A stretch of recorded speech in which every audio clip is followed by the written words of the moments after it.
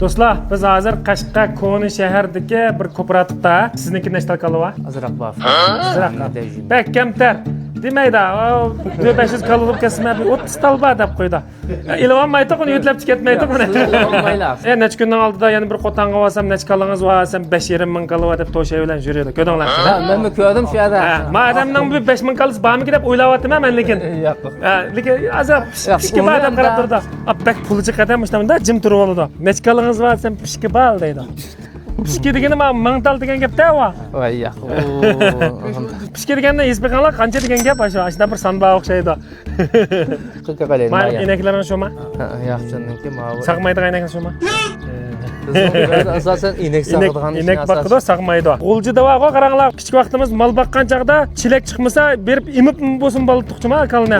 Meyada poqqa iqib ketadi hatta to'shab. Bulto akagan yoq qanchalik yem bo'ldi mavo desam, bazaq bag'an chaqda biz gap bo'ldi deydi. Unda qilmay tarozidan birini qo'yib hammaylar bir hisoblab ko'raylik. Bulto 10-oydan yoqqa hozir men 7-oy desak 9 oy dedik. Agar 4 oyda mushunara qilib yotadigan texnik bo'lib qolsa-chu.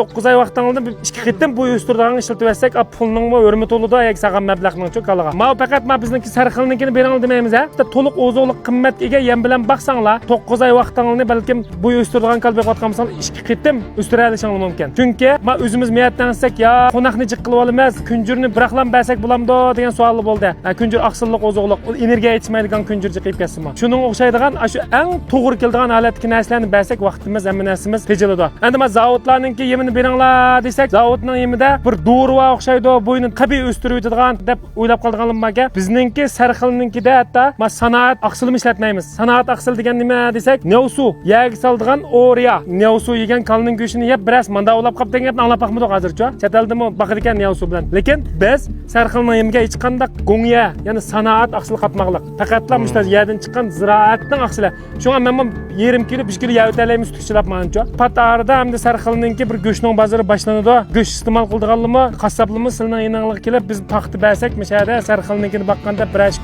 o'ra oladigan. Hamda mavo 60%lik, 40%lik nongso'lyavni quyuqlantirilgan yem. Ma yemni ishlatgan chaqdicho desa, baribir kunjurni ayatni olasizlar. Purchaq kunjurni yana bir yerdan olasizlar. Anandiki yo'qlab olasizlar. Kimning yo'qlayapsi yaxshi deb. Anandiki ritspigini olasizlar. Demak, mavo 40% yemni bersak, qo'naqlik qilsizlar, shu bodab kesanglar bo'ldi. Kunjur ammasanglar bo'ldi, ashpicha kunjurni tortib hamma narsani qetib o'tgan. Ma g'azan kunjur yaxshimi?